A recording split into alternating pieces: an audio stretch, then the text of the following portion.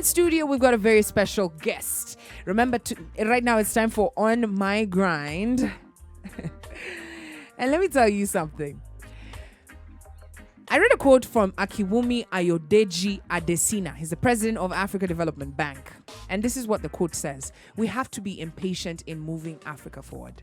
We have to be impatient in moving Africa forward. And this, of course, and to move Africa forward, we need daring young Africans to create opportunities in especially non-traditional spaces.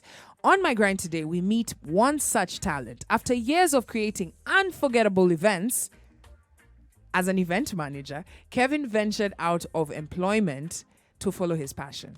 Bar in the Bush, a beverage catering company, was born over 2 years ago. And now Kevin is here to share his story. Ladies and gentlemen, let's make welcome Kevin Kamau.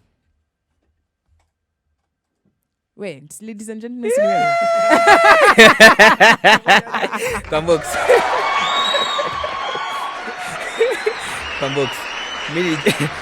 Okay, ngoja. Meet up a gentleman. Then ladies.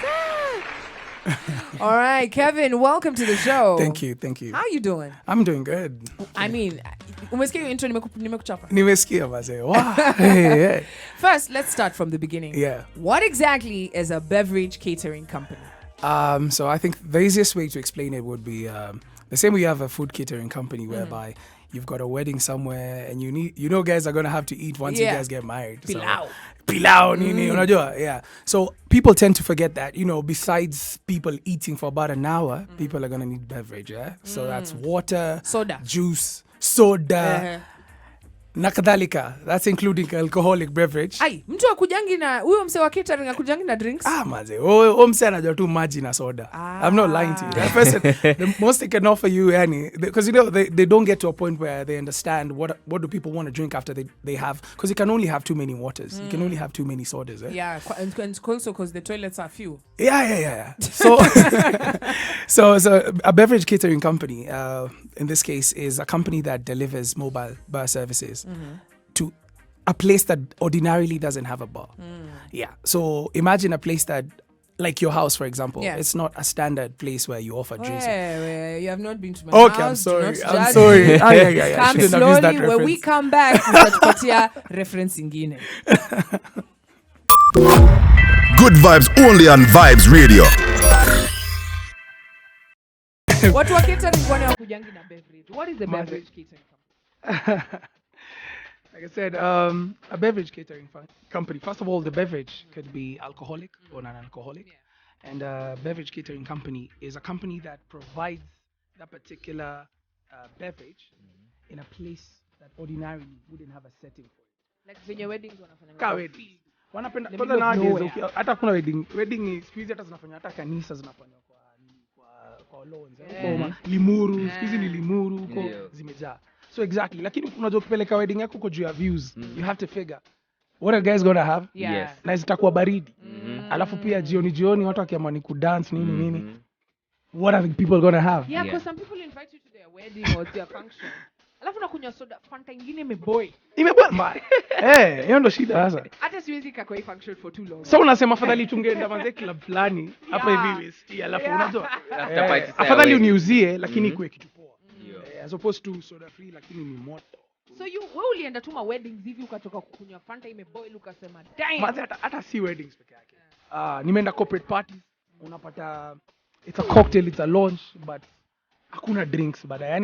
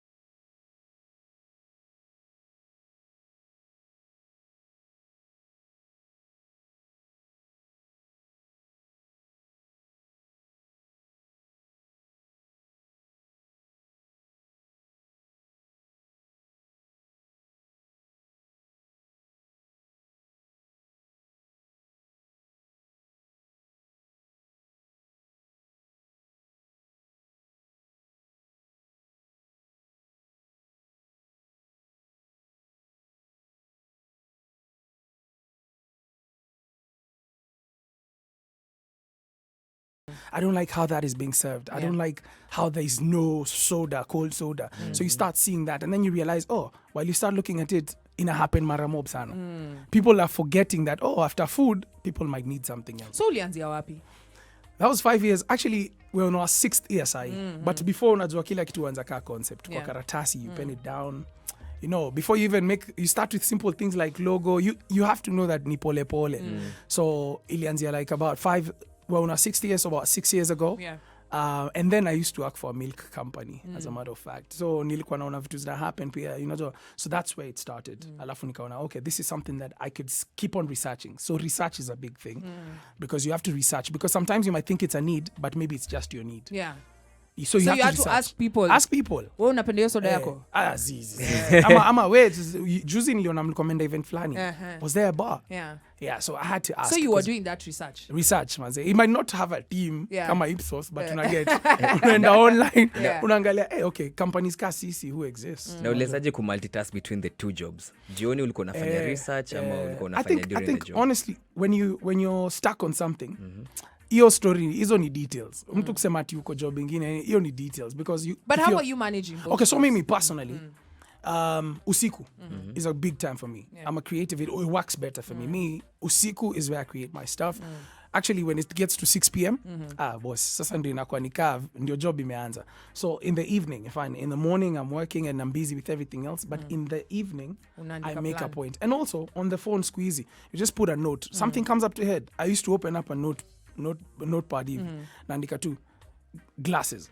Ama na screenshot Pinterest. As in hizi vitu zinakamingi kila mahali. Unajua, nimeenda lunch, nimeona kitu imenibamba. I like vile wameka fruit kwa juice. Unajua? So you just pick it up. So it's not that it's a split at inaanza 6, inaanza 9. No. I think it's more about kuwa smart about kupanga time yako. When you're out there, are you observing? Because you can observe anywhere. It's true. Yeah. I'm loving this conversation, and I hope all the MVPs who are tuned in right now mumesikiza kabisa. Brian, umesikia? Umeenda upati ukasema, "Guy, hawa sasa wanaba." Ama wewe tu unakuanga hizi soda, squeeze watu wanakunywa soda kazi kwa ziko. If food hata ina nyama. Unafungua kampuni ya nyama. So when you idea ilikuwa kwa akili yako, and it's stuck in your head, and you now started doing research. Exactly. So wewe ilikuwa imekuwasha. Ilikuwa niwasha. So ikikuwasha unaanza kuiona kila mahali. That's the thing about ukioshwa na kitu. You start picking. Unaanza kupick, manzi hapo hakuna hiyo. Hapo hakuna hiyo. Before you end up with a whole notepad imeandikwa ideas. But of course, ina take time ku straighten your idea. Because ikianza labda ulikuwa umefikiria hivi ndio utakuwa unaifanya. But later una realize, wasi hata wataki kulipia hiyo. Ndio. Wasi reason wana hii ni juu ingine haikuagi. Unajua, so it takes some realigning over time. I like it. Now, that's all, it's all great and good when it's on paper. Yeah. But how did it come out of paper? When we come back, we're still talking to Kevin Kamau, who's the founder of Behind the Bush, which is a beverage catering company. Good vibes only on Vibes Radio. All right. Now in studio, we've got Kevin Kamau. He is the founder of Behind the Bush. And today on My Grind, he's come to literally just take us through his grind, how he set up this amazing idea, how it showed up. Before we took the break, you told us how the idea came about, the research that you did to ensure that, that this idea comes to life. Now, on paper is a different thing. Yeah. And getting the idea off the ground is a different thing. I know. How did you get the word out? Because, here you are, you've done research. Yeah. Did you need any equipment? For starters, not really. The truth is, so with research comes a list, because now you start figuring, okay, I didn't even know there's this thing called this, so I need the bar counter. Initially, I was calling it something totally different. I need wine glasses. I need whiskey glasses. I didn't even know about all these types of glasses being important for every type of beverage. Ukona glass ya wageni? Glass ya wageni sina. Kwa sababu kuna whiskey glass.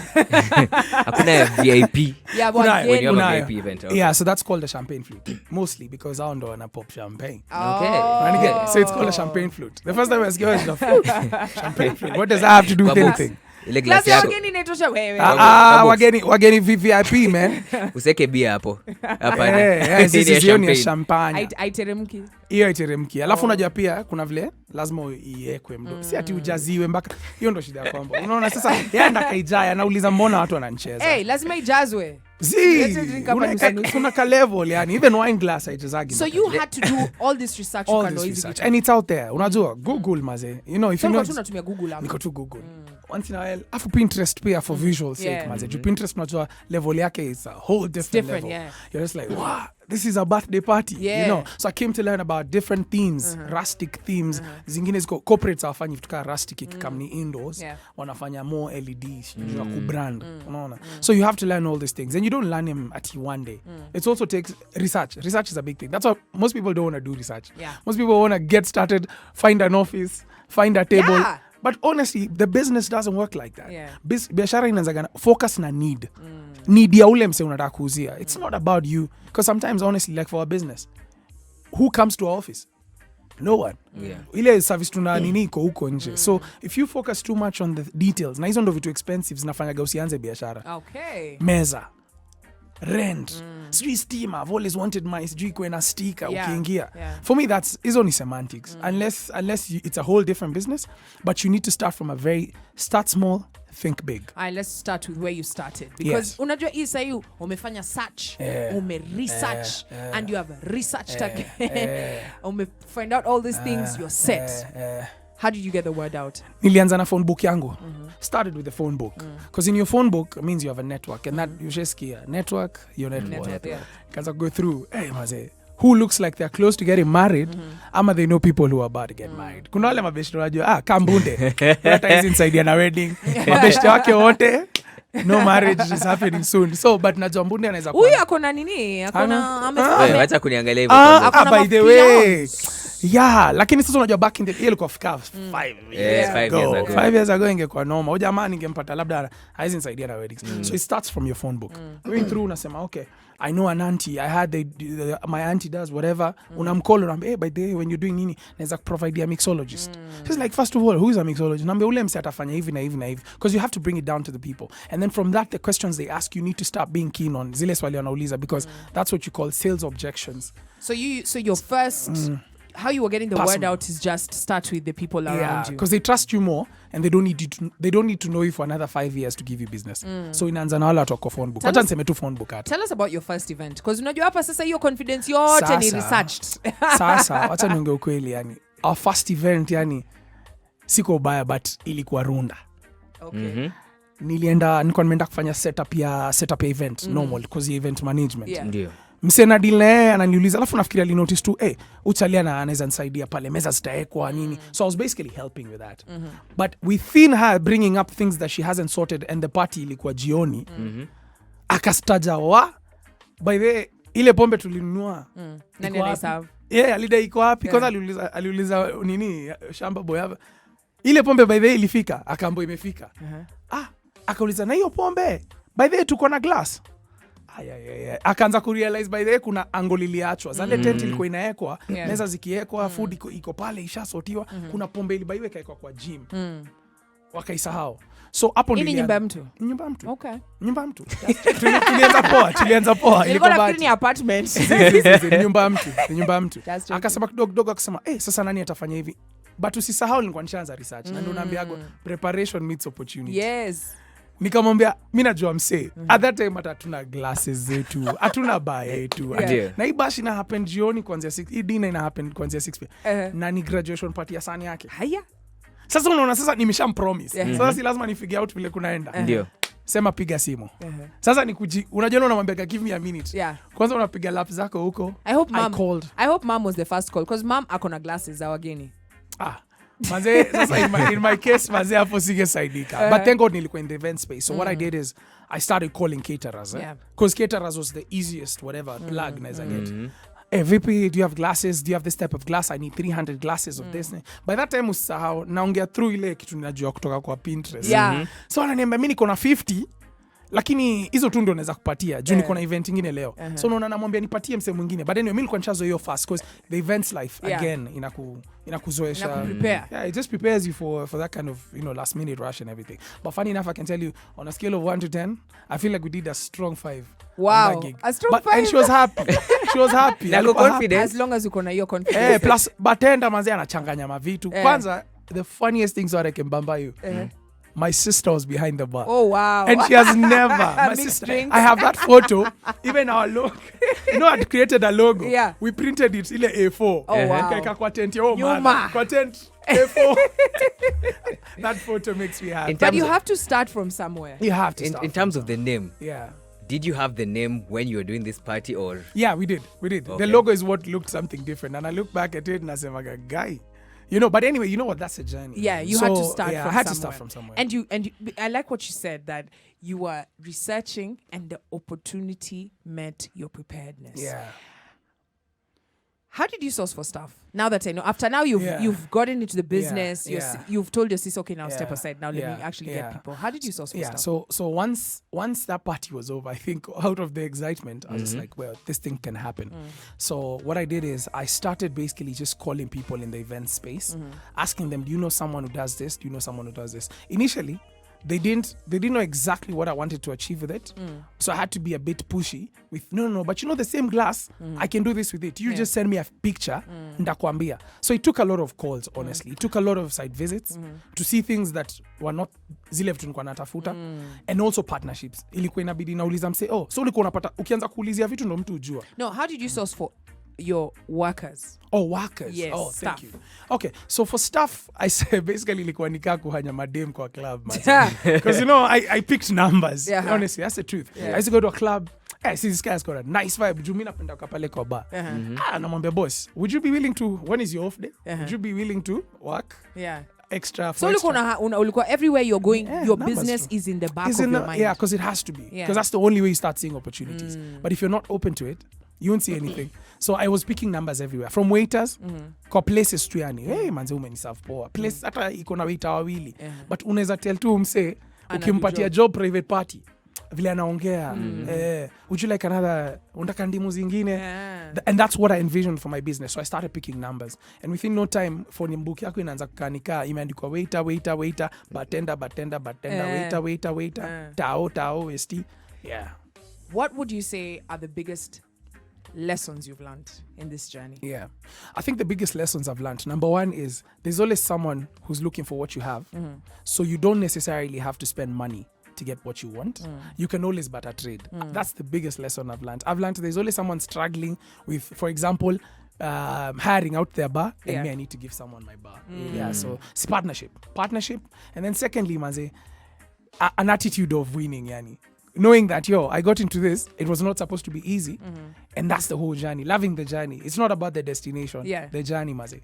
Yeah. So at what point did you get confident enough to say, and this one goes out to all those people who are, we know a lot of people who are struggling at jobs that they know for a fact it's going nowhere. They're not getting any fulfillment. How do you make that transition from work to now full-time? Because all this time you were talking about, doing your first business, getting the first customer, you were still at work. Yeah, definitely. But one day you woke up and said, it's now time to focus solely on my business. What were those factors? I think it number one is listening to things that give you courage.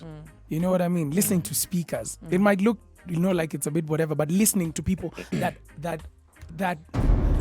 listening to people that confirm that you can do it. It's important for you. And when you can't even hear from those people, so I kept telling nobody can stop reggae. It took maybe a journey of about 2 years before I decided, I kept telling myself, natoka, I have to leave, I have to do this. So number one, it takes affirmations. Looking in the mirror and saying, I can do this. I've done it before. Like I can do this. I can really go. And secondly, it takes also not dumb moves, but just knowing that have I given some form of trust to a couple of people who can't cause her to call me when I leave.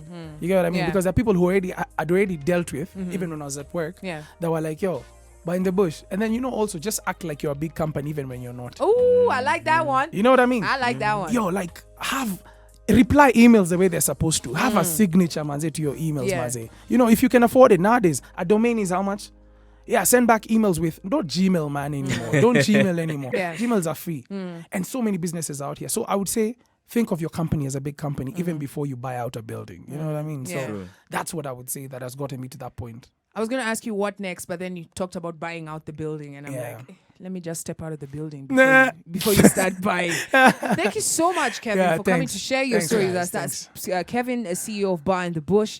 And you guys, make sure you call them. If guys want to reach out to you, Kusabu, weddings, Yeah. how do they get in touch with you? I would say go straight to our social media spaces at Instagram at Bar in the Bush, on Facebook at Bar in the Bush, and on Twitter at Bar in the Bush. Utatweeta tu kwenye hizo address. Ntawa tweet. Good vibes only on Vibes Radio.